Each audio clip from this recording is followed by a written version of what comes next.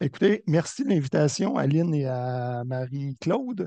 Ça me fait vraiment plaisir d'être ici avec vous aujourd'hui pour vous parler de collaboration interordre. D'entrée de jeu, je ne suis pas spécialiste des transitions scolaires. Les transitions, pour moi, c'est plus un champ d'application. Et c'est pour ça, entre autres, là, que je suis impliqué là, dans le projet de collaboration dont Marjolaine et Stéphanie ont fait, auquel Stéphanie et Marjolaine ont fait référence ce matin. Donc, moi, ma perspective d'entrée, c'est vraiment plus la collaboration. Et je vous dirais que mon mandat cet après-midi, puisque j'en ai eu un peu comme Marco en a eu un, c'est d'une part, oui, de vous parler de collaboration, mais je vous dirais qu'il y a un petit agenda caché. Enfin, c'est ce que j'ai perçu lorsqu'on m'a donné le mandat, c'est de vous inciter à faire un pas de plus dans la collaboration qui est déjà en place, et notamment pour la collaboration pour les transitions euh, entre le collège et l'université. Donc, c'est le mandat que j'ai pour les prochaines minutes. Débutons peut-être avec une définition assez sommaire de ce qu'on peut entendre par la collaboration interordre. D'abord, c'est quoi? Ça peut être une planification d'action qu'on se donne ensemble, qu'on fait ensemble. Ça peut être une prise de décision partagée ou ça peut être tout simplement un partage d'expertise, de connaissances, un peu comme dans l'atelier qu'on a vécu ce matin. Donc, vous voyez que la collaboration, elle peut prendre différents visages en fonction de ce qu'on voudra faire ensemble. Euh, qui fait ces différentes actions-là? Ben, vous l'aurez deviné, ce sont les personnes d'ordre d'enseignement différents, en l'occurrence, nous, du Cégep et de l'université, qui sommes réunis aujourd'hui. Marco a mentionné à l'instant l'importance peut-être de relancer les gens des centres de services scolaires. Bien, éventuellement, ça pourrait être ces gens-là, évidemment, qui se joignent à nous. Et pourquoi on fait ça? Ben, c'est essentiellement pour contribuer à un objet partagé, hein, en l'occurrence, les transitions scolaires, la transition cégep-université. Et ce qui est important à comprendre également dans la dynamique de collaboration, c'est qu'il y a souvent un lien d'interdépendance entre les gens. Donc, ce que j'entends, moi, par lien d'interdépendance, c'est que l'objet qu'on partage ou qu'on veut partager, c'est qu'il appartient un peu à tout le monde, mais chacun ne peut pas le façonner entièrement. Donc, il faut comprendre le lien d'interdépendance de cette façon-là. Donc, il y a comme une espèce de commitment lorsqu'on entre en collaboration à l'effet d'admettre que moi, de mon côté, je peux faire un apport, mais j'ai besoin de l'autre aussi pour pouvoir, par exemple, construire des solutions qui sont viables pour, en l'occurrence, soutenir les transitions scolaires. Donc, le lien d'interdépendance en collaboration, il est quand même assez fondamental. Dans les prochaines diapos, je vais vous parler de pourquoi collaborer à la transition scolaire des étudiants. Bien, une des premières raisons, à mon sens, c'est de le faire, évidemment, pour nos étudiants. Je vais passer quand même assez vite sur cette diapo-là parce que Marco a brossé un très, très bon portrait.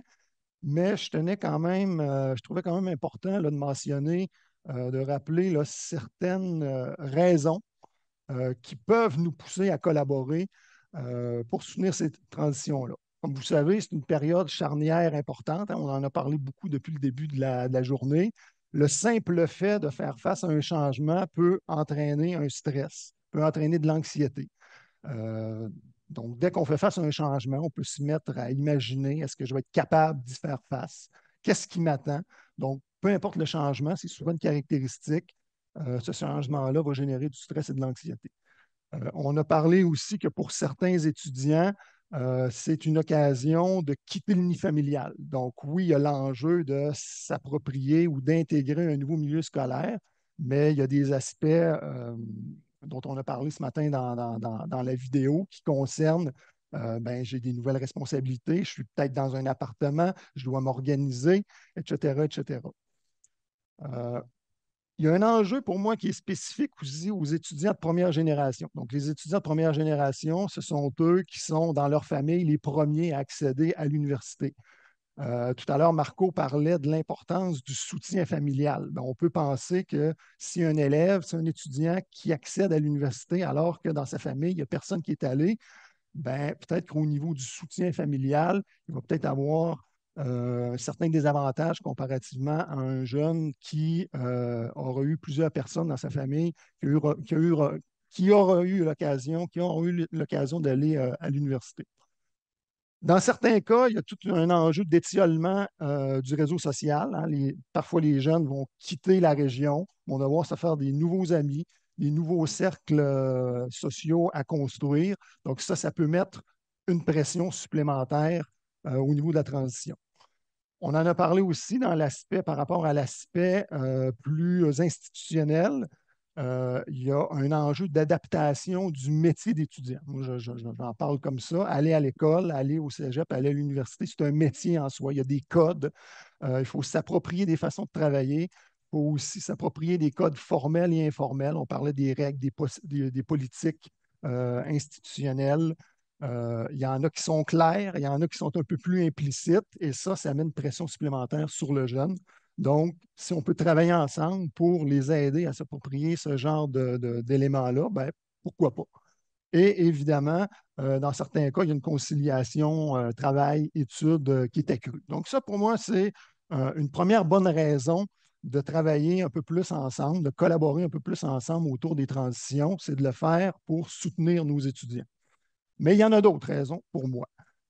Lorsqu'on regarde un petit peu là, la littérature autour des transitions, un des éléments qui ressort de façon assez forte, c'est la collaboration entre les ordres d'enseignement. Elle est reconnue comme étant favorable à la mise en place de pratiques qui vont soutenir positivement les transitions. Donc ça, c'est un élément qui est quand même assez bien avéré dans la littérature. Donc, travailler ensemble, c'est porteur. Il y a aussi différents apports qui sont reconnus de la collaboration entre les acteurs en termes de continuité du cheminement pour les jeunes. Donc ça, c'est un élément qui est positif. On parlait de la question du sens aussi. Ben, le fait de collaborer ensemble va, oui, offrir une continuité accrue aux jeunes, mais va lui montrer aussi que son cheminement, ben, de faire un 2 ans au collège, si je vois qu'il y a une certaine articulation, une certaine cohérence entre les actions des enseignants, par exemple, ben, ça donne un sens supplémentaire au cheminement académique des élèves, des étudiants. Ça leur permet aussi d'anticiper ce qu'ils vont avoir à vivre à l'université, mais une fois qu'ils sont à l'université aussi, ça permet de tisser des liens avec leur expérience antérieure qu'ils ont vécue au cégep. Donc, vous voyez, ça pour moi, c'est des éléments de pertinence supplémentaires à collaborer ensemble. Pour moi aussi, un autre élément fondamental, c'est que ça peut contribuer à donner un sens accru à notre travail de prof. Tu sais, souvent, on va considérer que les étudiants, ils nous arrivent, on passe un trimestre avec eux, on va peut-être les revoir un petit peu plus tard dans leur cheminement, puis on a peut-être l'impression que finalement, on est un peu de passage. Mais dans les faits, parfois, il y a des étudiants qui nous revoient bien des années plus tard, puis qui nous disent, ben, monsieur, madame, vous avez fait une contribution marquée à mon cheminement. Je me souviens de telles interventions que vous avez faites auprès de moi et ça a eu un sens. Et ça, pour moi, le fait de travailler ensemble peut nous permettre, je crois, de mieux, mieux considérer que, dans le fond, la petite contribution d'un ou deux trimestres qu'on fait, ben, finalement, elle est peut-être plus importante que ça et on devrait peut-être l'amener, dans le fond, à la situer sur un continuum qui est beaucoup plus large du point de vue des étudiants.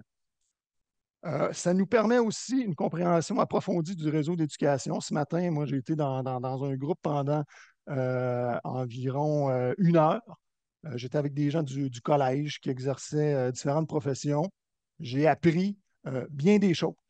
Ma belle-mère a enseigné au collège pendant 20 ans. Là, ce matin, en écoutant les gens, je me suis rendu compte qu'il y a des choses qui avaient bien changé. Donc, juste en 1 heure de travail comme ça, d'échange plus ou moins formel, informel, ça vient bonifier notre compréhension du monde de l'éducation. Et ça, pour moi, ben, ça peut contribuer à alimenter l'élément de cohérence dont je parlais là, un peu à l'instant. Euh, la collaboration interordre, on en parle aujourd'hui en termes de, par rapport aux transitions scolaires, mais c'est quelque chose qui s'intensifie bien au-delà des transitions scolaires. Le recteur parlait ce matin de la chaire Visage, qui a été la première chaire université-collège créée au Québec. Donc, on voit beaucoup ce mouvement de collaboration en recherche. Notre consortium régional qui existe depuis 20 ans est un exemple évocateur au Québec. Le recteur a évoqué aussi plusieurs autres collaborations qui sont en place, en formation, mais dans d'autres volets. Donc, ce qu'il faut comprendre, c'est que c'est un mouvement qui s'intensifie depuis, je dirais, 5 à 10 ans. Je regarde un peu les orientations des fonds de recherche du Québec qui encouragent de plus en plus, oui, la recherche au sein des collèges, mais aussi entre les universités et des collèges. Donc, la collaboration pour les transitions, mais il faut comprendre que c'est un mouvement qui est en cours et qui va, de mon point de vue, que s'intensifier. Le fait de travailler ensemble aussi, à mes yeux, ça oriente ou ça donne une cohérence régionale accrue. Puis je pense que ça nous permet aussi de cultiver ce que j'ai envie d'appeler, d'alimenter une culture du nous collectif. Marco mentionnait à l'instant que c'est quoi, c'est 70% des étudiants du collège choisissent l'UQAC. Hein, il parlait de l'appartenance à la région. Ben, je me dis, si on fait un pas de plus pour travailler ensemble, ben, c'est un message quand même assez fort qu'on peut envoyer là, justement aux étudiants de notre région. Puis, un autre élément qui est assez bien reconnu là, dans la littérature, je ne me souviens pas qui en a parlé ce matin, mais ça contribue assez clairement là, à la rétention des étudiants. Donc, je ne m'attarde pas plus là-dessus. Mes quelques dernières diapos vont aborder des conditions favorables à la collaboration. Donc, pour collaborer, il ne s'agit pas de se dire on se met autour d'une table puis on collabore. Il y a quelques éléments qui vont faciliter et soutenir cette collaboration-là dans le temps. Il y en a d'autres. J'ai extirpé les principales là, qui ressortaient de la littérature. La première, bien évidemment, elle tombe sous le sens. Si une personne n'est pas intéressée à collaborer, si elle ne croit pas à ça ou si elle ne croit pas à la pertinence de collaborer, ben, j'ai envie de dire, ça ne vaut pas grand-chose de s'investir là-dedans. On est aussi bien de se retourner dans notre bureau, chez nous, puis de continuer à faire notre petites affaires. Donc ça, j'ai envie de dire, c'est même pas une condition, c'est la précondition à toutes les autres. Ensuite, dans la littérature, ce qu'on voit, c'est euh, ça peut être intéressant de prendre un petit peu de temps pour comprendre l'activité de l'autre.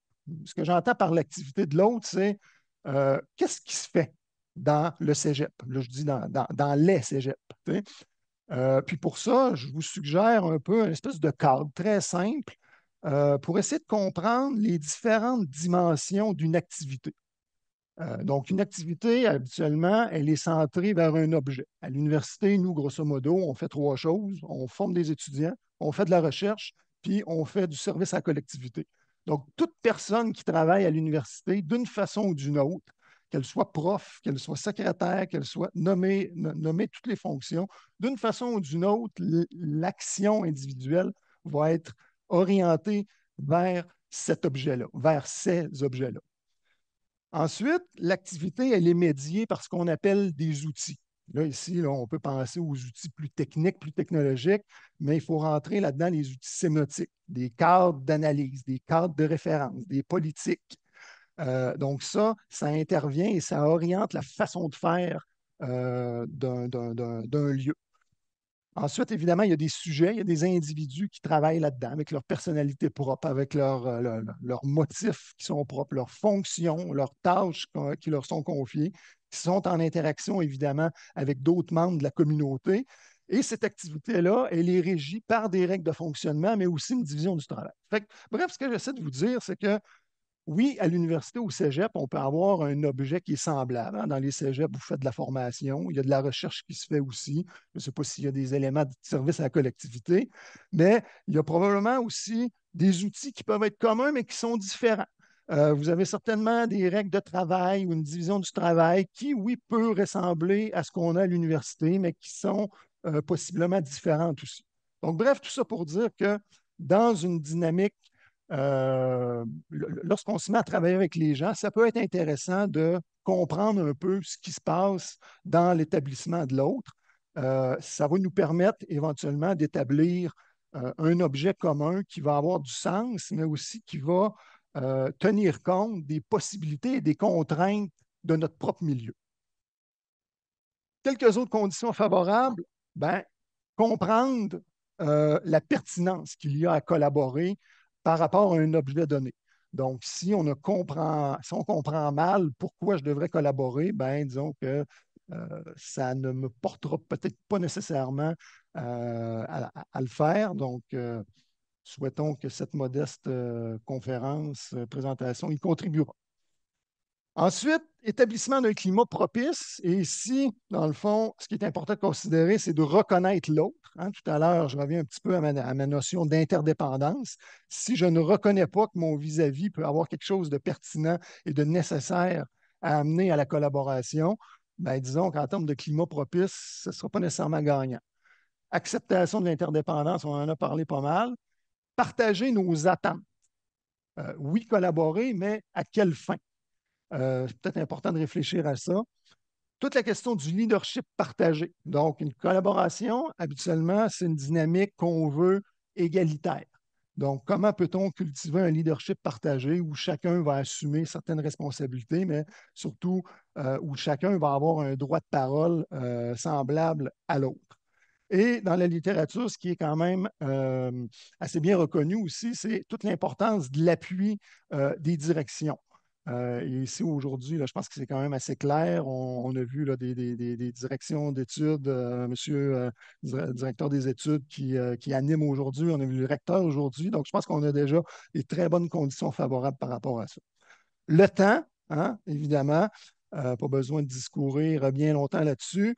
Et ce qu'on voit aussi comme condition favorable, c'est périodiquement prendre le temps de faire le point sur l'avancement de notre collaboration pour voir est-ce qu'effectivement elle répond à nos attentes ou pas et comment on peut, le cas échéant, réorienter le tout. Deux derniers éléments, identifier un objet partagé réaliste et en considérant à la fois l'activité locale à l'université, mais aussi celle des collèges. Donc, il faut trouver un espace de travail commun qui va respecter un peu les façons de faire locales. Sinon, ce qui risque d'arriver, c'est que quand on va revenir dans notre milieu, il y a probablement des éléments qui vont coincer. Donc, cette idée d'identifier un objet partagé qui est un petit peu à l'intersection de ce qu'on fait localement, mais évidemment qui en tient compte. Puis se doter d'un mode de fonctionnement simple, mais aussi qui est flexible. Donc, on essaie de ne pas trop s'enfarger les pieds dans les fleurs du tapis. Alors, quelques exemples de retombées. Ben, un événement comme aujourd'hui, c'est une retombée quand même assez importante qui illustre la collaboration. Ça peut être l'organisation d'une visite de l'université par les cégepiens. Hein. C'est un exemple assez classique qu'on voit quand même souvent. Ça pourrait être une visite conjointe des infrastructures par les profs. Hein. Les profs d'université qui vont voir les infrastructures qui sont au cégep et vice-versa. Un partage de plans de cours. Ça, c'est des exemples que j'ai glanés là, ici et là dans la littérature, quand j'ai lu un peu là, sur des dynamiques de collaboration là, par rapport aux transitions. Ça peut être une communauté de pratiques entre profs de disciplines apparentées qui se partagent un petit peu ce qu'ils font, le contenu des cours de façon plus ou moins formelle, informelle. On a évoqué ce matin, je pense que c'est monsieur le recteur dans les exemples, que dans certains comités de programme, on va inviter, par exemple, une personne des cégeps, comité de programme à l'université, on va inviter une personne, un représentant des cégeps pour qu'elle soit au courant un peu des conversations qui ont lieu là, en lien avec le programme. Ça pourrait être l'élaboration d'un guide de soutien à l'intention des parents. Hein. On a parlé beaucoup là, de l'importance de l'accompagnement des parents auprès de leurs jeunes. L'élaboration d'un guide d'accueil pour les étudiants. Dans la région, on a vu aussi la conception de passerelles deck-back, où on a des profs de l'UQAC avec des cégeps qui s'assoient ensemble pour élaborer des deck-back. Puis, ça pourrait être une recherche-action qui documente des mesures qu'on a élaborées et qu'on a mises en place. Donc, voyez-vous, je n'ai pas la prétention que cette liste-là est exhaustive, L'idée un peu, c'est simplement de montrer des possibles, mais aussi de susciter votre créativité. Alors, voilà.